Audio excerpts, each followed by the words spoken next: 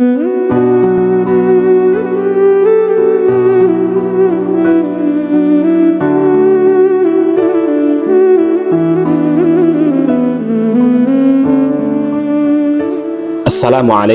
warahmatullahi wabarakatuh. Alhamdulillah alladzi bi ni'matihi tatimmus shalihat. Alhamdulillah ala kulli hal. Asyhadu an la ilaha illallah wahdahu la syarikalah wa asyhadu anna sayyidana Muhammadan abduhu wa rasuluh. Subhanaka la ilma lana illa ma 'allamtana innaka antal alimul hakim. Allahumma faqihna fid din wa 'allimna ta'wil. Allahumma la sahla illa ma ja'altahu sahal wa anta taj'alul hazna idza syi'ta sahal. Ibunda rahimakumullah, memuji dan bersyukur kepada Allah Subhanahu wa taala dengan mengucapkan kalimat hamdalah. Alhamdulillahirabbil alamin. Berselawat kepada Rasulullah. Allahumma salli ala Sayyidina Muhammad wa ala ali Sayyidina Muhammad. Baik, kita buka dengan kalimat basmalah. Bismillahirrahmanirrahim. Pertemuan ini kita masuk surah baru, yakni surah Al-Balad.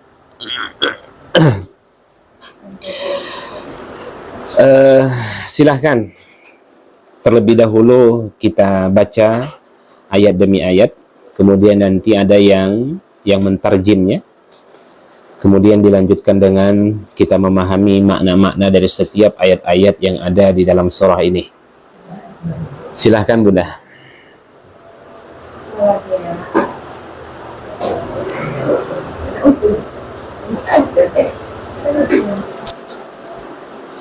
Baik,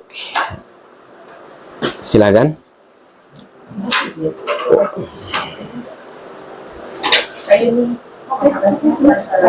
Waalaikumsalam. Di mana hujannya Bunda? Bunda ya? Masya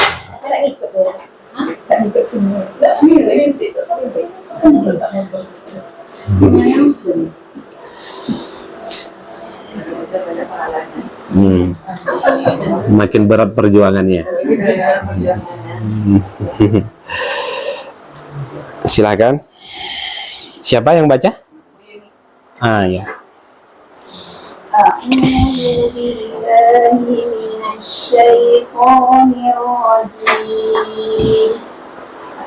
Terus saja Bunda. Sendiri saja bacanya. Bismillahirrahmanirrahim. La uqsimu bihadzal balad wa anta hillum bihadzal balad wa walidin wa ma walad. Laqad khalaqnal insana fi kabad. Ayahsabu an lan yaqdira alaihi ahad. Diulang lagi Bunda. Ayahsabu an lan yaqdira alaihi ahad.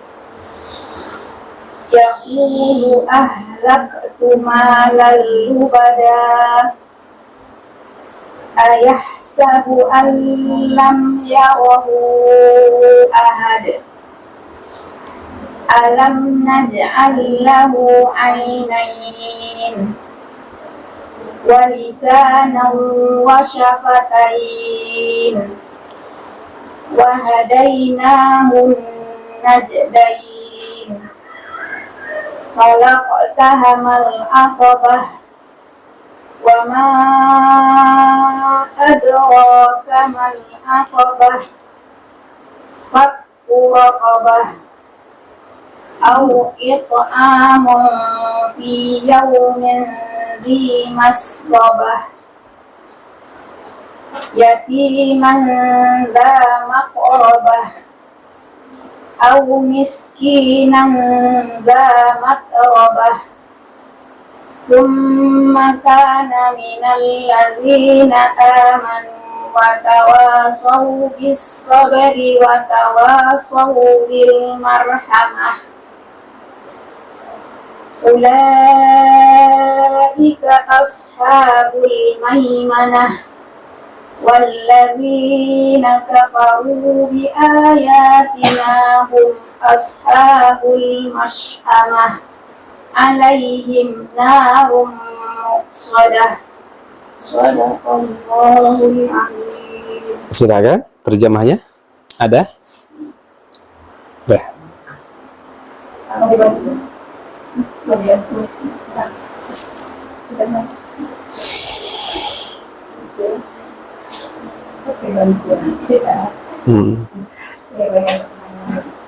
Dengan nama Allah yang Maha Pengasih, Maha Penyayang. Aku bersumpah dengan negeri ini, Mekah, dan engkau Muhammad bertempat di negeri Mekah ini. Dan demi perkalian bapa dan anaknya, sungguh kami telah menciptakan manusia berada dalam susah payah. Apakah dia manusia itu mengira bahwa tidak ada sesuatu pun yang berkuasa atasnya? Dia mengatakan, aku telah menghabiskan harta yang banyak. Apakah dia mengira bahwa tidak ada sesuatu pun yang melihatnya? Bukankah kami telah menjadikan untuknya sepasang mata dan lidah dan sepasang bibir, dan kami telah menunjukkan kepadanya dua jalan, kebajikan dan kejahatan. Tetapi dia tidak menempuh jalan yang mendaki dan sukar. Dan tahukah kamu apakah jalan yang mendaki dan sukar itu? Yaitu melepaskan perbudakan hamba sahaya, atau memberi makan pada hari terjadi kelaparan kepada anak yatim yang ada hubungan kerabat, atau orang miskin yang sangat fakir. Kemudian dia termasuk orang-orang yang beriman dan saling berpesan untuk bersabar dan saling berpesan untuk berkasih sayang. Mereka orang-orang yang beriman dan saling berpesan itu adalah golongan kanan, dan orang-orang yang kafir kepada ayat-ayat kami, mereka itu adalah golongan kiri.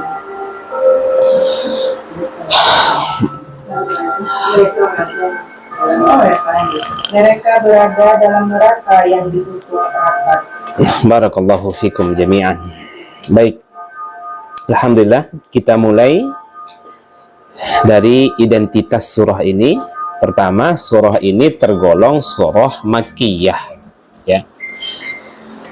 Kemudian tema utama di dalam surah ini, satu, macam-macam nikmat dari Allah Subhanahu wa taala.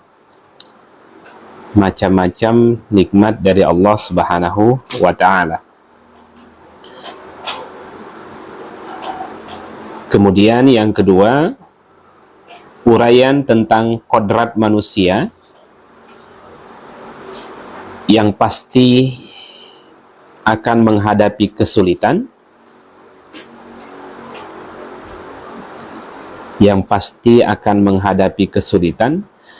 sejak mereka dilahirkan hingga ke liang lahat.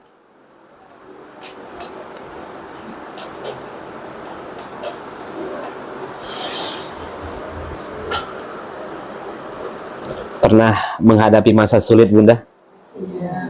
Semuanya? Ya. Ada yang senang-senang aja di sini?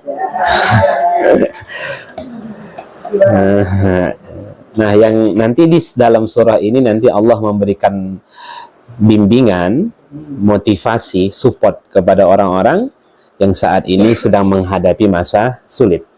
Ya. Kemudian yang ketiga, uraian tentang beberapa amalan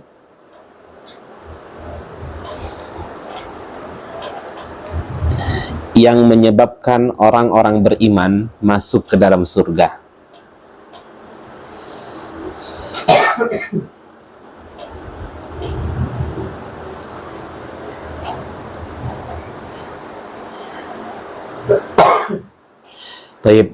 Setidaknya ya ada 3 tema besar yang dapat kita ambil dalam surah ini.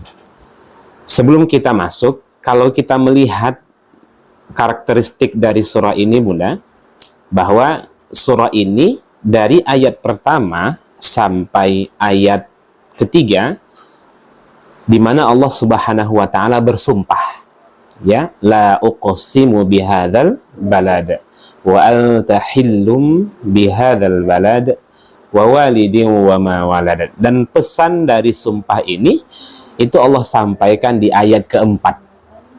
Jadi lagi-lagi seperti surah-surah sebelumnya, diawali dengan sumpah, kemudian apa yang ingin Allah tekankan setelah sumpah tersebut itu ada pada ayat keempat di dalam surah ini. Apa bunyinya? Laqad khalaqnal insana fi kabad. Baik. Sekarang kita mulai dari ayat pertama. Kita tidak tulis ya, Bunda, poin-poin pentingnya yang kita tulis nanti di papan tulis. Coba perhatikan ayatnya.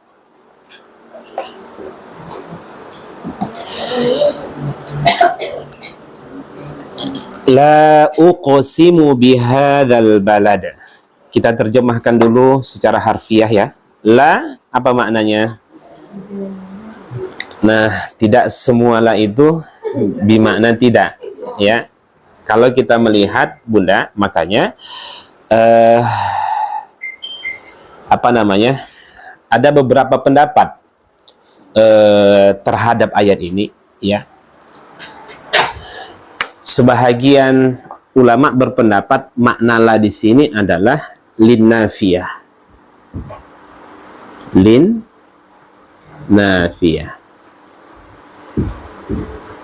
Fungsinya untuk meniadakan. Meniadakan. Sering kita terjemahkan dengan tidak.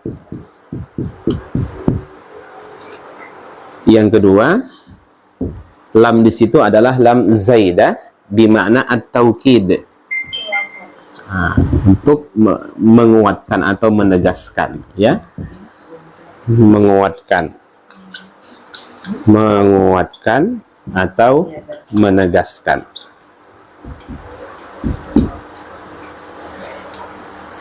Tapi makna tidak di dalam ayat ini bukan ditujukan kepada sumpah. Bukan ditujukan kepada sumpah. Kalau ditujukan kepada sumpah, rancu maknanya, Bunda. Kalau ditujukan kepada sumpah, apa artinya jadinya? Aku tidak bersumpah dengan negeri ini. Kan gitu tuh. Berarti Allah tidak bersumpah dong. Rancu maknanya kan?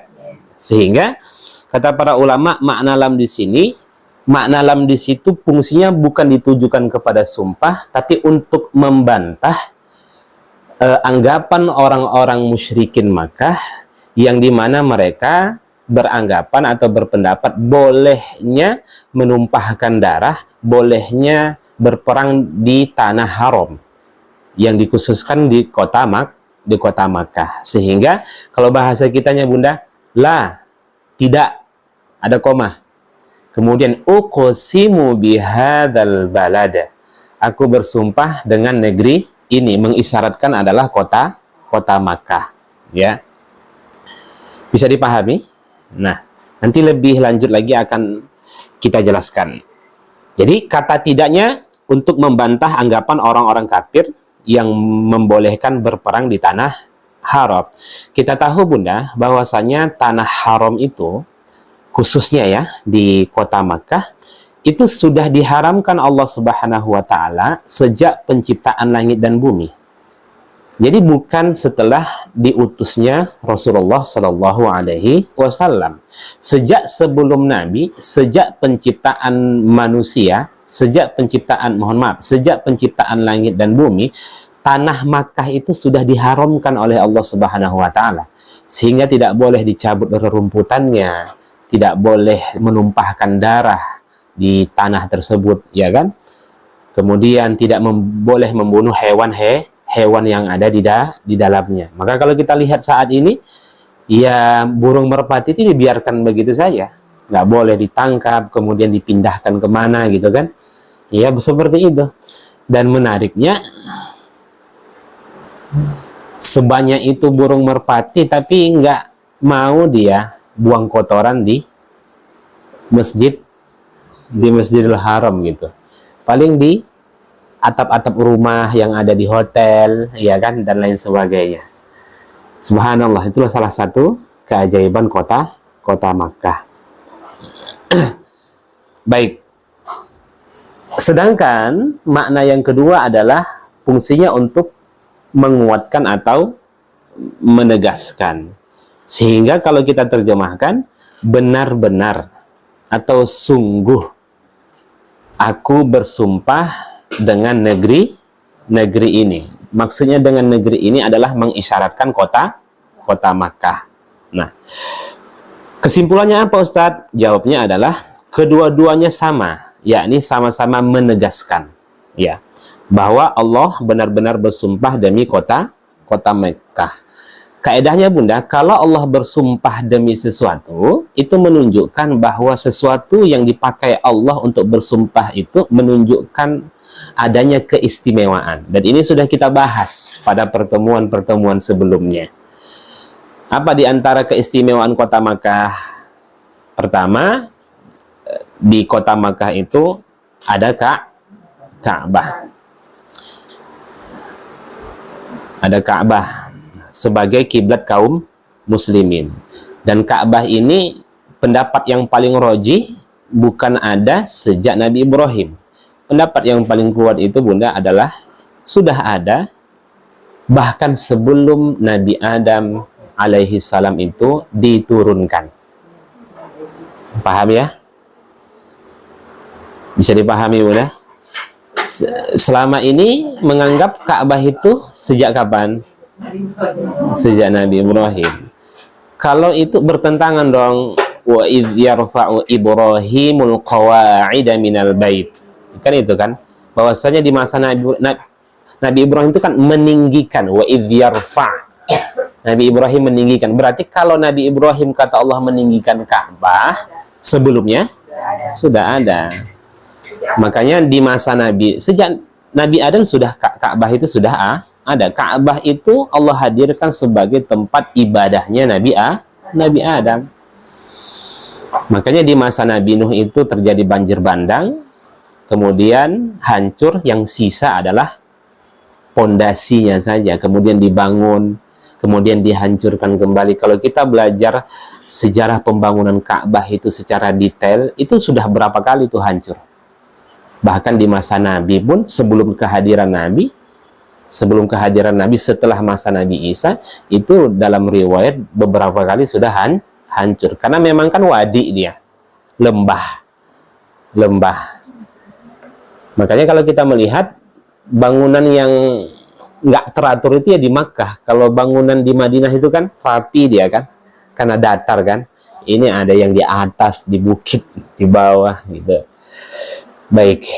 Nah, di antara keistimewaan kota Mekah, satu, Ka'bah ada di sana. Kemudian yang kedua, sebagai kiblat kaum muslimin. Yang ketiga, tanahnya disebut dengan tanah haram. Dilarang berperang, dilarang menumpahkan darah, pohon dan rumputannya tidak boleh ditebang. Bila melakukan kezaliman di sana, azabnya itu lebih besar. Itu yang dimaksud dengan tanah haram itu, Bunda. Ya. Kemudian diberi gelar apa? Ummul Qura. Induk seluruh negeri. Kalau ditanya kota tertua di muka bumi ini, Ustadz, di mana? Maka jawabnya adalah kota Makkah. Ya. Tempat pertama yang dihuni oleh manusia di mana? Ya Makkah. Tempat pertama yang dihuni oleh manusia Makkah. Kalau sudah kota tertua adalah kota Makkah, maka tempat pertamanya yang dihuni oleh manusia kota Makkah. Ya. Kemudian apa lagi? Di sana dilaksanakan rangkaian ibadah haji. Apalagi keistimewaan yang lain? Al-Quran diturunkan di kota tersebut, ya. Kemudian tempat kelahiran Nabi kita Muhammad sallallahu alaihi wasallam yang diberi gelar Sayyidul Anbiya wal Mursalin, ya, penghulu dari segala nabi. Apalagi mudah, silakan ingin tambahkan. Orang yang beribadah di tanah haram tersebut, khususnya di kota Makkah, dilipat gandakan berapa? 100 ribu.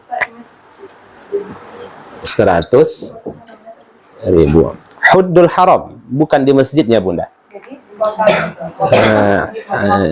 Iya, mau di hotel, mau di mana, hanya saja nanti kalau sholat seorang perempuan atau seorang laki-laki itu sholat di hotel, dia sudah mendapatkan keutamaan 100.000 kali lipat. Hanya saja dia tidak mendapatkan keutamaan sholat berjamaah. Itu saja. Jadi yang disebut dengan Masjidil Haram itu adalah tanah haram. Kalau kita ke sana kan, itu kan ada bacaannya.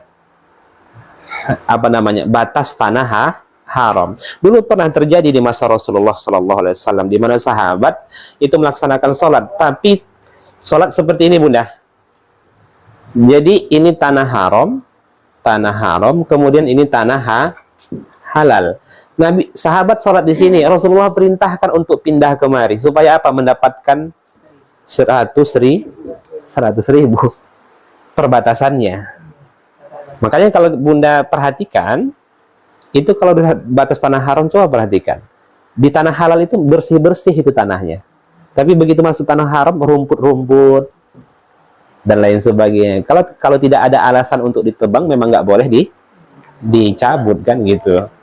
Nah, bedanya di mana? Kalau kita melihat Subhanalladzi asra bi'abdihi lailan minal masjidil haram. Kapan tuh ayat turun? Kapan tuh ayat turun, Bunda? Di masa Rasul. Bunda yang berangkat umroh, ya paling dari travel itu kan 1 kali manasik. Modal itulah kita berangkat. Maka tak heran ketika balik, baru tahu ya gitu kan. Salah, padahal ilmu dulu, kata ya kan, sebelum berucap dan beramal. Nah ya, al-ilmu itu qablal qauli wal amal. Jadi ilmu itu memang harus dahulu, kemudian dia berucap, kemudian dia beramal. Hari ini kita berangkat saja dulu. Nah, begitu balik, oh rupanya salah haji saya kemarin gitu. Salah umrah saya kemarin gitu kan. Salah. Bunda kalau ingin buat kajian itu boleh. Saya ada bukunya. Buku khusus saya sekitar 130 halaman. Saya buat sendiri, yang buat. Itu yang kita bedah untuk jamaah-jamaah yang ingin melaksanakan umrah. Berapa pertemuan, Ustaz? Lama, Bunda. Bisa sampai 2 bulan ya. 2 bulan. Kalau 2 bulan, 8 kali pertemuan lah kan. 8 kali pertemuan, bahkan lebih. Tapi sekarang pasti putus kita. Karena mau Ramadan kan. setelah Ramadan aja. Terima kasih. Baik.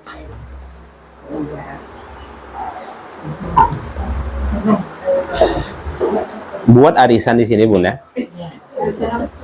Arisan umroh. Nanti kalau sudah terkumpul dananya, nanti berangkat kita sama-sama. Saya insya Allah berangkat di bulan Oktober 2026. Kalau nggak terkumpul uangnya nanti di bulan Oktober, boleh nanti di 2027 kan. Yang penting kumpulkan saja dulu uangnya.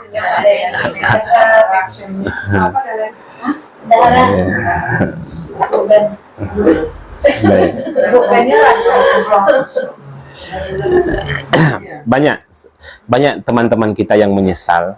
Kenapa? Karena tidak belajar lebih dahulu, sehingga dia tidak menikmati ibadah-ibadahnya. Maka tak heran kita orang-orang yang umroh itu tidak ada baliknya, tidak ada bekas ruhani yang dia bawa. Jadi itu karena kesalahan-kesalahan dia, minimnya ilmu dia ketika dia berangkat. Baik, kita lanjutkan. Jadi kita sudah sampaikan keistimewaan kota Makkah. Jadi yang disebut tanah haram itu adalah Masjidil Haram, itu adalah tanah haram itu sendiri. Ya. Nah, cuman kalau bagi laki-laki, Ustadz kalau sholat di hotel dapatkah 100.000 kali lipat? Jawabnya dapat. Tapi sholat berjamaahnya yang tidak dapat. Tapi kalau mereka yang memilih hotel yang shopnya itu nyambung ke Masjidil Haram, ya dapat sholat berjamaah. Seperti di Hilton itu kan shopnya, musolanya nyambung. Tapi kalau di Al-Azka yang di Ajiat ya, itu putus shopnya. Makanya kalau Bunda sholat di pelataran, walaupun di hotel-hotel itu di atas, itu nyambung tuh. Ya. Nyambung shopnya ke Masjidil Haram. Artinya sholat di hotel kalau di pelataran dapat sholat berjamaah. Maka kalau ada uang, lebih baik memilih di pelataran kan. Ya. Korbankan saja pesawatnya dan hotel di Madinah gitu kan. Itu pilihannya. Ingin tetap terjangkau, pilih di pelataran, tapi korban pesawat dengan hotel di Madinah. Bisa begitu kan. Kalau di pesawat tinggal minum antimo, tidur, bangun, sampai kan gitu aja. Terserah mau lapang atau tidak pesawat tuh gitu kan. Baik, kita lanjutkan. Kita masuk ayat kedua. Allah Subhanahu wa taala kembali bersumpah, wa anta hillun bihadzal balad. Dan engkau, maksudnya engkau di sini adalah dikembalikan kepada Rasulullah Sallallahu Alaihi Wasallam, ya. Dan engkau Muhammad hillun, dihalalkan, bihadzal balad, dengan negeri ini. Maksudnya adalah, kata para ahli tafsir, bertempat di negeri ini. Maksudnya adalah kota Makkah. Jadi apa maksud dari ayat ini? Ayat ini berupa kabar bahagia kepada Nabi, di mana ketika Rasulullah Shallallahu Alaihi Wasallam itu diintimidasi, dicela, dihalalkan darahnya untuk ditumpahkan di kota Makkah, kemudian tidak diizinkan untuk memasuki kota Makkah, maka Allah Subhanahu wa taala menghibur Nabi dengan ayat ini. Jadi wa anta hillun bihadzal balad. Maksudnya apa? Dihalalkan bagi Nabi untuk maksudnya dihalalkan bagi Nabi untuk berperang demi menguasai kota Mekah. Dihalalkan bagi Nabi untuk berperang demi menguasai kota Mekah. Kira-kira bercanggah dengan ayat pertama enggak? Kan diharamkan. Tapi kenapa bagi Nabi dihalalkan? Maka jawabnya dikhususkan bagi Rasulullah. Jadi Bunda, tanah Makkah itu, tanah haram yang khususnya di kota Makkah. Karena tanah haram itu kan ada dua ya. Disebut dengan Haramain. Kota Makkah dan Madinah. Madinah pun ada juga disebut tanah haram ya. Yang boleh dimasuki oleh non-muslim itu Madinah. Maka nggak usah berdebat-debat di TikTok di mana-mana itu kok masuk ya orang Kristen ya, orang Cina. Karena memang dibolehkan masuk ke tanah haram Madinah, tapi tidak untuk Makkah. Makanya kalau di Makkah itu ada jalur khusus tuh untuk orang-orang Kristen masuk untuk melewati kota tanah haram itu. Jadi saya melihat di berita-berita tanda-tanda hari kiamat. Masuknya orang-orang Kristen ke tanah haram Madinah. Tidak, memang boleh. Ya. Baik. Jadi awalnya memang Allah haramkan menumpahkan darah di kota Makkah. Namun dikhususkan bagi Nabi itu dihalalkan, tapi sesaat saja. Dalam riwayat disebutkan itu hanya setengah hari saja. Ketika Nabi menguasai kota Makkah yang disebut dengan Fathul Makkah, tahun berapa Bunda? pembebasan kota Mekah tahun berapa? Ayo ahli sejarah. Itu yang susah. Ibu-ibu ini kan sulit merupakan masa lalu. Masa lalu, Ustaz. Berarti ahli sejarah gitu.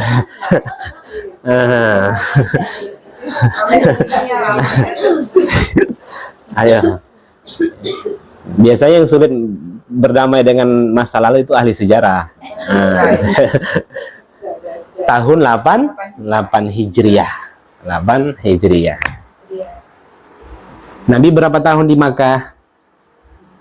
Sejak diutusnya Nabi diutus umur berapa? Nabi diutus umur berapa, Bunda?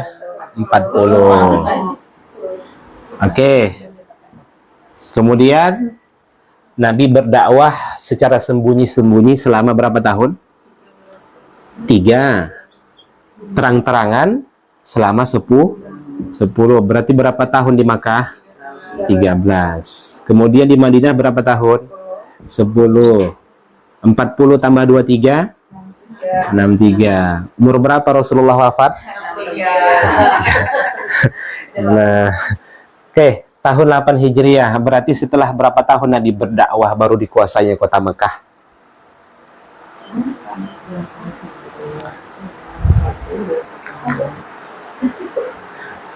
Ayo. Yang punya toko. yang punya toko kan kuat hitung-hitungannya. Nabi diutus umur 40. Oke. Di Makkah berdakwah berapa tahun? 13. 13 tambah 8 berapa? 3. Berapa? 13 tambah 8. 21. Lebih kurang 21 tahun Nabi berdakwah baru kota Makkah itu dikuasai. Jadi kalau satu hari saja dapat ujian udah stres ya kan.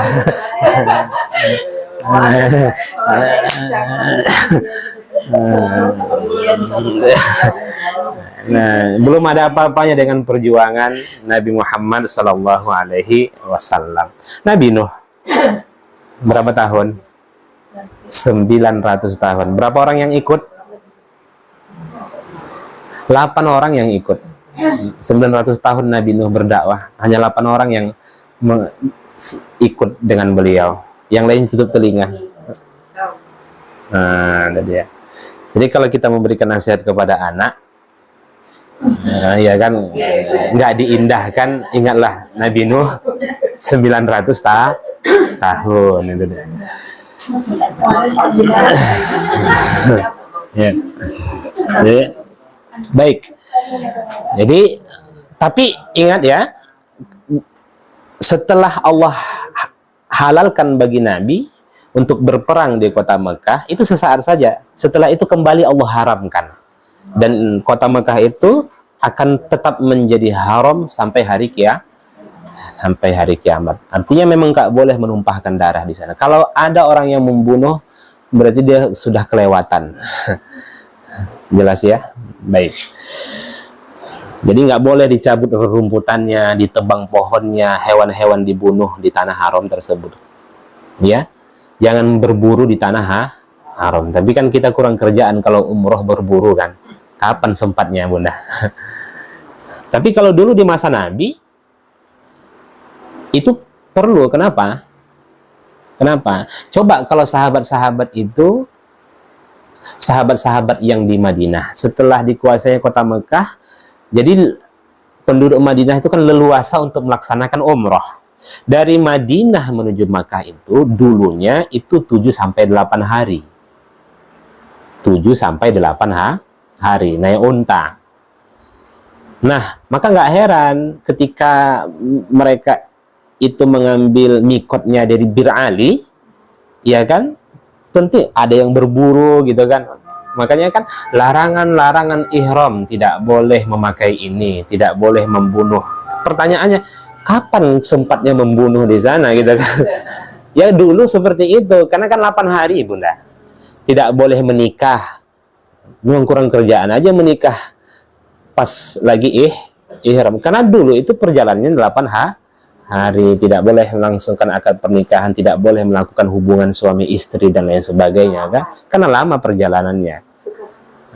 Kalau sekarang naik kereta cepat 2 jam, ya kan, kurang lebih 2 jam. Baik. Nah, setelah itu Allah kembali bersumpah. Lihat ayat ketiganya. Wa walidin wa ma walada. Walid itu artinya apa? Makna asalnya yang melahirkan. Walid itu yang melahirkan. Bukan walid yang banyak istrinya ya. Nah, Bunda kenal walid yang banyak istrinya? Itu yang di film-film itu. Film apa tuh? Film Malaysia ya?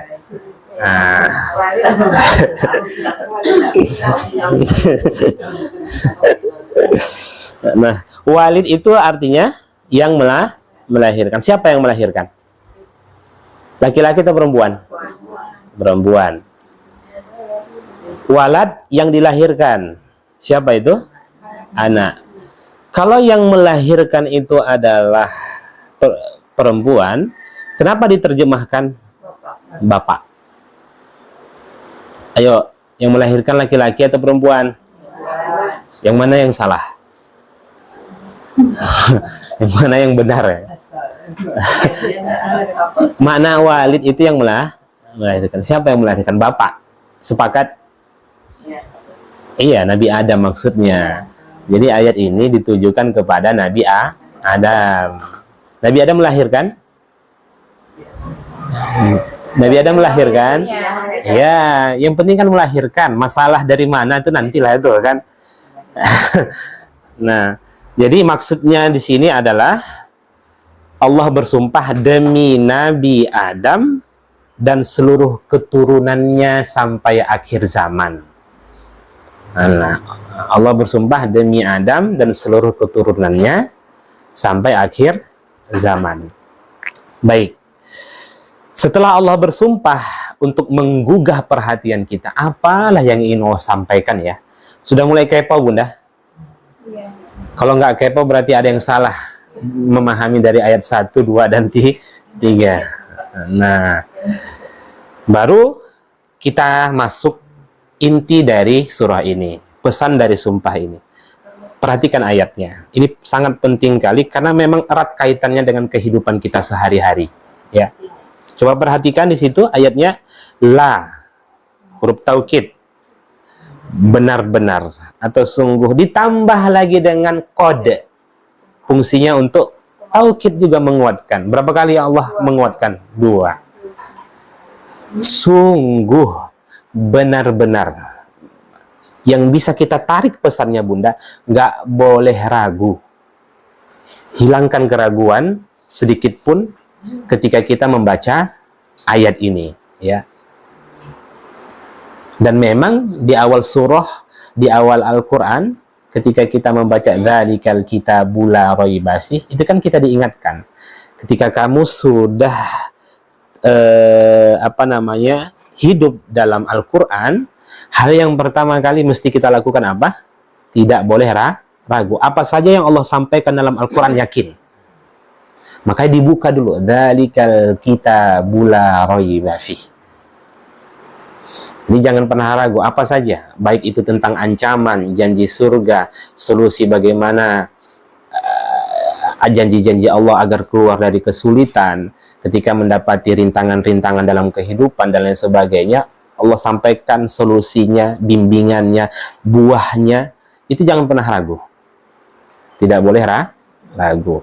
Jadi kalau kita baca Al-Quran itu dengan benar, 2 hasilnya tuh. 1, muncul rasa takut. Kenapa? Karena di dalam Al-Quran berbicara tentang azab. Yang kedua, muncul rasa harap. Karena ada support bagi orang-orang yang saat ini masih tetap memilih untuk beriman dan beramal soleh. Jadi kalau ada orang baca Quran nggak ada takutnya, hasil dari baca Quran itu nggak ada takutnya, atau hasil dari membaca Al-Quran itu malah nggak termotivasi dia untuk beramal soleh, berarti ada yang salah. Itulah makna tilawah itu. Tilawah itu kan artinya mengikuti. Bukan hanya sebatas membaca. Cuman mirisnya kita saat ini Bunda, yang diikuti bukan Al-Quran, tapi apa? Menurut Aristoteles, menurut Pluto, apalagi? Menurut nenek moyang kami, menurut tradisi kami dahulu, itu salah. Dia salah dalam beragama. Jadi dalam beribadah, ini loh ayatnya, surahnya ini, ayatnya ini, penjelasannya ini, sunnah Nabi seperti ini. Harusnya seperti itu beragama Bunda. Jadi tidak boleh kita beragama itu ikut nenek moyang, kemudian menurut pendapat orang Barat. Ingat, semua karya-karya manusia itu diluruskan oleh Al-Quran. Paham? Jangan terbalik. Al-Quran itu diluruskan oleh karya-karya manusia. Kalau ada yang menafsirkan Al-Quran, jika belakangan tafsirnya itu salah, yang salah apa? Al-Qurannya atau tafsirnya? Tafsir. Jangan salahkan Al-Qurannya, Bunda. Jelas. Tapi tidak berdosa kalau terjadi salah, karena dia sudah berijtihad. Orang yang salah ijtihadnya dapat 1. Orang yang benar ijtihadnya dapat 2. Ada yang dosa? Nggak ada yang berdosa. Jelas. Baik, kita mulai. Perhatikan ayatnya. Nah, sebelum kita sampaikan begini, kita semua yang hadir ini sadar nggak sebenarnya bahwa Al-Quran itu nikmat teragung yang kita terima dalam hidup ini? Ini jawaban jujur atau seremonial saja?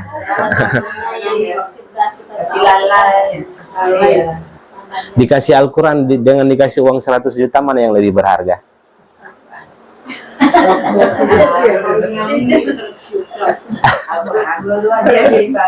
Nggak ada pilihan ketiga, Bunda. Pilih salah satu, mana? Harusnya Al-Quran. Itulah sebabnya kan awal surah Al-Kahfi itu, Alhamdulillahilladzi anzala ala abdihil kitab. Segala puji bagi Allah yang telah menurunkan Al-Quran kepada hambanya. Kita diperintahkan untuk senantiasa bersyukur di dalam hidup ini karena Allah turunkan Al-Quran. Iman itu karena Al-Quran, Bunda.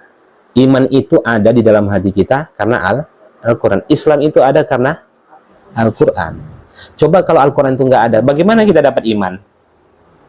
Nabi itu mengenal Allah karena apa? Karena Al-Quran. Iya kan? Nabi itu mengenal Allah karena Al-Quran.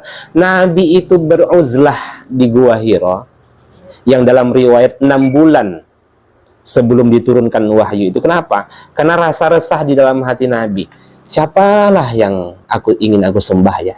Tapi bertentangan di dalam hati Nabi ketika Nabi keluar dari rumah melihat orang-orang musyrikin Mekah menyembah berhala. Salah bagi hati Nabi, tapi Nabi nggak tahu siapa yang harus dia sembah. Itulah yang menjadi sebab Nabi itu bolak-balik ke Gua Hira. Sampailah suatu malam turunlah malaikat Jibril. Nah, jadi Nabi ke Gua Hira itu bukan satu kali itu. Sebelumnya Nabi sudah berulang-ulang. Habis bontot Nabi, ini bahasa di sini apa namanya? Bekal ya. Nah, kalau kami bontot. Turun. Kemudian Khadijah menyiapkan bekal, naik lagi, turun lagi, begitu terus menerus. Nah, kalau begitu, kalau kita sudah menyadari bahwasanya Al-Quran itu adalah nikmat teragung yang kita terima dalam hidup ini, maka jangan jauh dari Al-Quran. Itulah cara kita bersyukur dalam hidup ini. Nggak hanya sebatas dibaca, Bunda. Nggak hanya sebatas dijadikan mahar, apalagi dijadikan jimat. Potong Yasin, masukkan ke dompet. Kenapa? Supaya nggak masuk tuyul ustadz katanya. Nggak berfungsi Al-Quran dibuat seperti itu. Al-Quran itu berfungsi apabila dibaca dan diikuti atau diamalkan. Nah, Malam Al-Qadar itu kenapa malam mulia, termulia? Karena turunnya Al-Quran? Atau karena hebatlah malam itu ya sampai Allah turunkan Al-Quran di malam itu? Mana yang benar? Nah, jawabannya itu Bunda. Karena Allah turunkan Al-Quran di malam tersebut, malam itu menjadi malam termulia. Jangan sampai kita menganggap istimewa kali malam itu sampai Allah turunkan Al-Quran di malam. Enggak ada. Itu malam itu biasa saja tuh. Bulan Ramadan itu menjadi bulan termulia kenapa? Karena Allah turunkan Al-Quran, bukan karena bulan itu istimewa. Andai kata Allah turunkan Al-Quran di bulan Rajab bulan termulia. Kenapa kota Makkah Madinah menjadi kota termulia? Bukan keistimewaan kota Makkah dan Madinah, itu biasa-biasa saja dulu. Karena diturunkan Al-Quran menjadi kota termulia. Kenapa Nabi menjadi Nabi yang paling mulia? Kenapa malaikat Jibril menjadi malaikat yang paling mulia? Karena dia tugasnya menyampaikan wahyu. Kalau begitu, orang yang sudah berinteraksi dengan Al-Quran walau nggak diamalkan, dia sudah diangkat di dunia. Kita lihat banyak orang-orang yang pintar baca Al-Quran, ini dia sudah diangkat, terlepas dia mengamalkan atau tidak, dia sudah diangkat Bunda. Iya kan? Apalagi kalau dia mengamalkannya. Maka orang-orang yang kalau sudah berinteraksi dengan Al-Quran sudah pasti akan Allah angkat derajatnya. Baik, kita lanjutkan. Laqad khalaqnal insana fi kabad.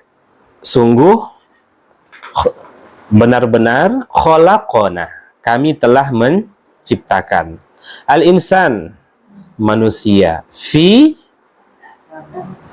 dalam, kabad, kesusahan atau susah payah. Baik, apa maksud dari ayat ini? Begini, ayat ini konteksnya adalah sebagai motivasi bagi Nabi yang selalu mendapatkan intimidasi, ya, dari para musyrikin Makkah. Seakan-akan Allah mengatakan, wahai Muhammad, ini bahasa sederhananya Bunda, terlebih dahulu, wahai Muhammad, demikianlah kodrat kehidupan manusia. Walau niatmu itu benar, walau pilihan katamu itu terbaik, walau kamu tidak menyakiti atau menzolimi orang, sepanjang kamu berada di dalam kebenaran, pasti kamu akan menghadapi rintangan. Kemudian turunlah ayat sebagai motivasi kepada Nabi. Laqad khalaqnal insana fi kabad. Artinya apa? Kodrat manusia diciptakan oleh Allah pasti akan menghadapi masa sulit di dalam hidupnya. Ya, kodrat manusia itu diciptakan oleh Allah pasti akan menemui kesulitan, ya, kesusahan atau rintangan di dalam hidupnya. Artinya apa Bunda? Sesoleh apapun manusia itu, ya, pasti dia akan temui masa sulit dalam hidupnya. Sesoleh apapun. Dunia ini nggak berdamai dengan orang soleh Bunda. Apakah dia berdamai dengan orang jahat? Enggak juga. Karena yang namanya orang jahat sama orang baik tetap mereka mendapatkan kesulitan. Ada orang jahat tidak mendapatkan kesulitan, tetap mendapatkan kesulitan. Artinya apa? Nggak ada istilah hidup ini bisa ditempuh dengan senang-senang. Itu dulu kita tarik. Nggak ada hidup ini bisa ditempuh hanya dengan kesenangan-kesenangan tanpa dia melalui proses masa sulit, pasti. Dan itu kita rasakan. Saya rasa di sini bukan lagi sesekali sudah kenyang Bunda. Jadi kalau begitu, kalau lagi sedih, laqad khalaqnal insana fi kabad. Tenang dia. Jelas. Apa buktinya? Apa buktinya Bunda? Jadi semangat. Kita lihat. Sejak kita Bunda di dalam rahim ibu kita, kita sudah hidup di tempat yang sempit. Kemudian keluar dari tempat yang sempit. Begitu keluar, pusar kita harus dipotong. Kemudian setelah itu belum lagi air susu ibu kita yang tidak lancar. Itu kan kita menghadapi masa sulit. Setelah itu tumbuh gigi, kita akan merasakan kesakitan, terkadang demam. Apalagi begitu baligh, dia harus dituntut untuk mengenal syariat-syariat Islam. Mulailah beban hukum di situ, agro dosa dan pahala. Setelah itu apa? Tumbuh dewasa. Nah, setelah dia tumbuh dewasa, dia dituntut apa? Untuk mencari rizki. Setelah itu, ketika dia menikah, seorang suami mesti menafkahi istri dan anaknya. Istri mesti melayani suami. Itu belum lagi ditambah sama nyuci piring, nyetrika, nyapu rumah, kemudian mendidik anak, masak. Belum lagi masalah kesulitan finansial. Belum lagi kesulitan yang kita hadapi di dunia pekerjaan kita. Ya kan? Belum lagi kita punya teman yang menggunting dalam lipatan. Setelah itu apa lagi? Belum lagi kita punya mertua yang ember kali mulutnya. Atau pasangan yang tak sesuai dengan akhlaknya, tak sesuai dengan agama. Belum lagi kita memiliki anak yang nasihat kita itu selalu tidak diindahkan. Kalau kita punya semua itu, punya teman yang apa namanya, yang tidak baik. Kalau punya semua itu, belum lagi kita punya tetangga yang julid. Ya kan? Setelah itu apa? Sakit. Setelah sakit, belum lagi kita menghadapi sakratul maut yang amat menyakitkan. Selesai. Nah, di alam kubur kita diuji oleh Allah lagi. Ujian itu sampai alam kubur kan. Siapa Tuhanmu? Siapa nabimu? Setelah itu, begitu dibangkitkan, mesti kita mempertanggungjawabkan setiap apa yang kita lakukan dalam hidup ini. Benarlah memang laqad khalaqnal insana fi kabad. Iya. Ya kalau begitu, kalau kita mendapati masa sulit dalam hidup ini, terima dulu Bunda. Terima dulu, itu langkah pertama. Jangan nggak terima, karena memang inilah momennya. Inilah memang saatnya saya sulit. Terima dulu. Kalau tidak diterima, itulah yang sibuk menyalahkan takdir, sibuk menyalahkan orang lain, sibuk menyalahkan suami, sibuk menyalahkan. Coba kalau kayak gini, Anda seperti itu, nggak kayak gini kita, ya kan? Dia tidak menerima masa sulit. Yang beri sakit siapa Bunda? Yang menyembuhkan? Allah. Berarti sakit dan sehat sama saja bagi Allah. Tapi sakit dan sehat sama bagi kita. Kapan seseorang menganggap sakit dengan sehat, yang mana yang dianggap nikmat? Sama aja sebenarnya. Yang dianggap nikmat itu, banyak orang menganggap nikmat itu sehat. Padahal sakit nikmat. Kalau sakit itu nikmat, kenapa minta sembuh? Ibu Vina, pernah sakit? Kenapa minta sembuh?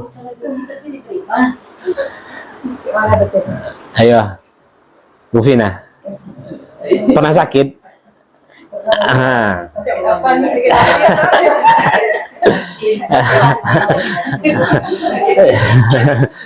Jadi sebenarnya sama saja bagi Allah, sakit dan sehat, Bunda.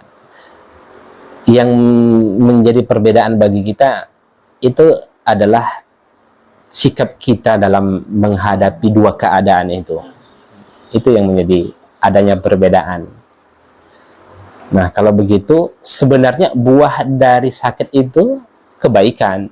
Buah dari sehat itu juga adalah kebaikan. Nah, jadi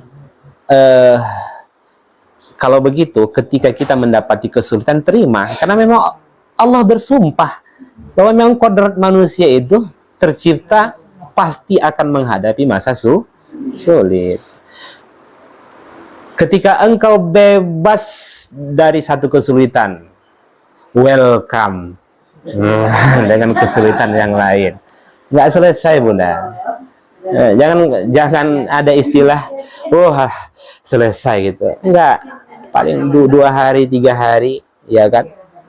Selesai nanti masalah pasangan, muncul masalah anak. Kan ini. Orang yang terbebas dari kemiskinan, apakah dia terbebas dari sakit? Enggak, Bunda. Orang yang terbebas dari kemiskinan, apakah dia terbebas dari masa sakit? Enggak.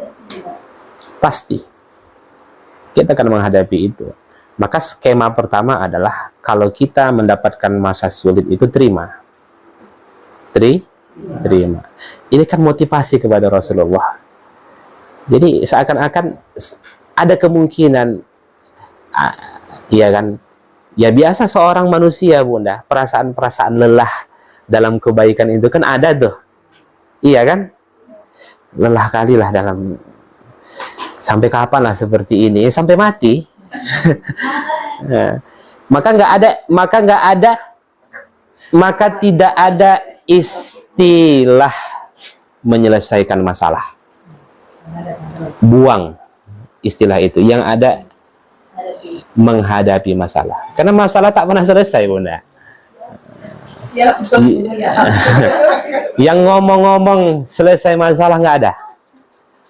Yang ada adalah menghadapi masalah. Karena selesai ini datang lagi. Jelas. Baik, ya.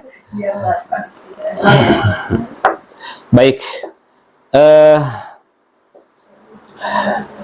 Jadi boleh dicatat ya. Ayat ini menjadi bukti bahwa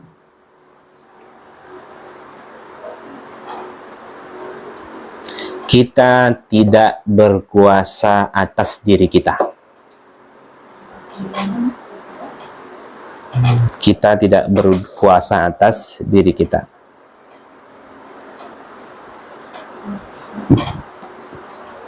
Sudah? Yang berkuasa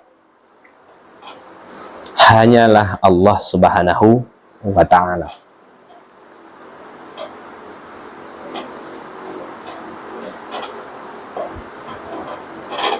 Begini, Bunda. Kalau kita menganggap kita yang berkuasa atas diri kita, ada di antara kita yang mau menerima kesulitan, tapi nggak bisa kan? Iya kan? Itu menunjukkan yang berkuasa atas diri kita ini adalah Allah. Saya rasa kalau kita disuruh pilih miskin atau kaya, kaya. Pilih sakit atau sehat, nggak ada yang mau sakit, Bunda. Ya. Nah, bedanya orang kalau kuat imannya, sebesar apapun masalahnya, dia tetap tentram, dia tetap tenang, hatinya tetap damai. Tapi kalau bermasalah keimanannya, masalah kecil jadi besar. Tak ada pun masalah, timbul masalah. Nah. Sibuk Ustaz, ribut kali lah anak-anak itu di masjid, nggak khusyuk, imanmu yang bermasalah. Kalau imanmu itu kuat dalam kondisi, buktinya ada syariat sholat perang. Bagaimana mendapatkan kekhusyukan ketika berperang? Nyawa di depan mata, Bunda. Tapi khusyuk mereka, sahabat-sahabat yang berperang dalam sholat. Ini bukan masalah ributnya, masalah hati. Ya. Buktinya, kalau kita sholat di Makkah, tumbang sana, tumbang sikut di sana, tetap menangis kita sholat bunda.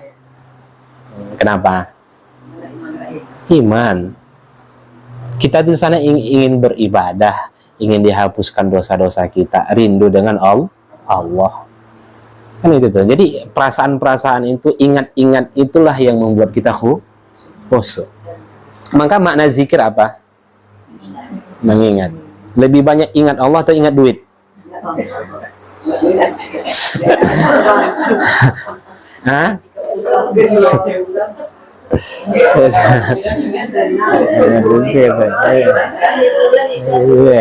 Zikir subhanallah tapi yang diingat duit, itu bukan zikir.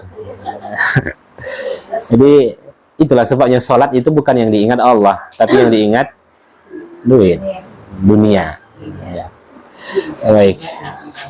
Jadi gini, kalau boleh saya sederhanakan begini, kalau iman seseorang itu benar, dunia itu tak lagi menyesakkan. Itulah kesimpulannya bunda. Kalau iman seseorang itu benar, ya kan, dunia itu tak lagi menyesakkan.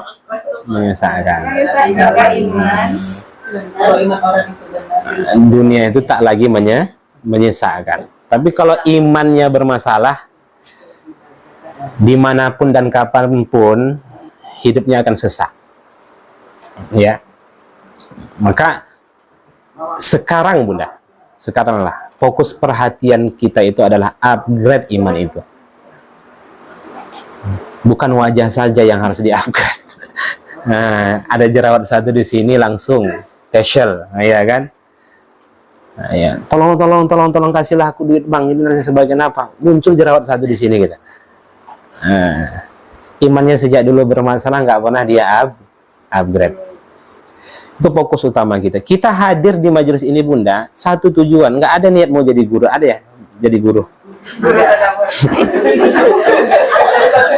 Udah jauh kali lah ke sana tuh, Set, dah. Saya rasa yang kita yang rata-rata 50 ini ya. Ya. Kita ngaji di sini itu untuk upgrade iman. Iya, kita itu upgrade iman bunda. Kita hadir di sini nggak ada tujuan lain kecuali hanya supaya benar keimanan kita kepada Allah Subhanahu wa Ta'ala. Maka terlepas dia hafal atau tidak, setiap apa yang kita sampaikan itu nomor 2 tuh. Yang pertama itu apa? Setiap dia menghadiri majelis ilmu ada membekas di dalam jiwanya. Kalau diulang apa yang disampaikan Ustadz, yang penting ketika ngaji rasa-rasa siap. Kalau ngaji sama Ustadz tuh siap, sekarang siap mau mati lah, nah, kan gitu kan. Tapi begitu keluar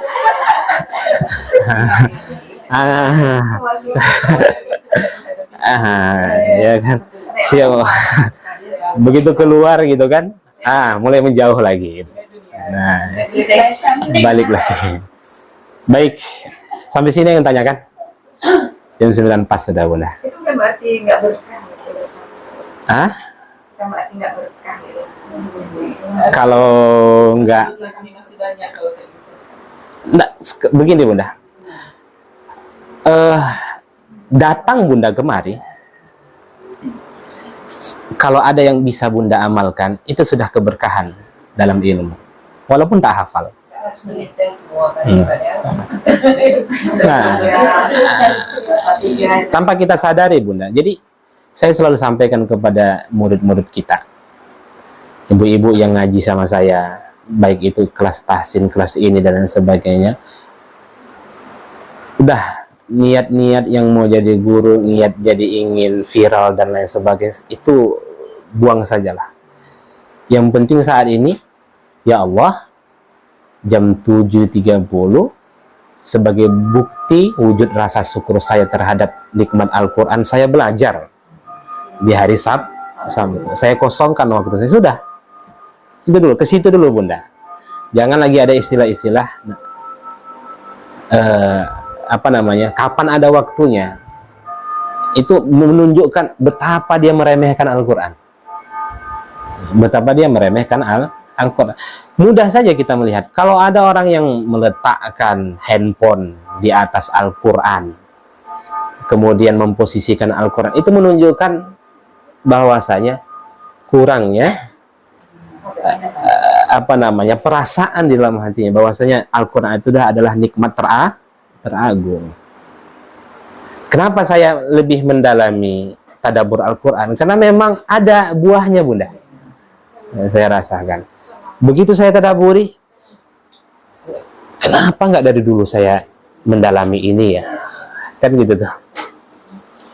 Betapa banyaklah pesan-pesan Allah yang saya lewatkan dalam hidup ini. Nah, begitu kita pelajari, termotivasi untuk terus mendalaminya. Kepo kita dengan apa yang Allah sampaikan dalam surah ini ya, gitu tuh. Nah, itu yang mesti kita ambil. Paham tak paham, kita tetap dapat kebaikan kan? Tetap dapat kebaikan. Karena kita hadir di majelis ilmu. Yang kita baca Al-Quran dan sunnah-sunnah Nabi. Ya. Baik. Alhamdulillah. Insya Allah akan kita sambung pekan depan ayat kelima. Nanti di ayat kelima ini Allah menegur orang-orang yang selama hidupnya tidak pernah bersyukur. Ya, teguran bagi siapa saja yang tidak bersyukur dalam hidupnya. Sabtu. Baik. Alhamdulillah. Subhanakallahumma bihamdik asyhadu an la ilaha illa anta astaghfiruka wa atubu ilaik. Assalamualaikum warahmatullahi wabarakatuh.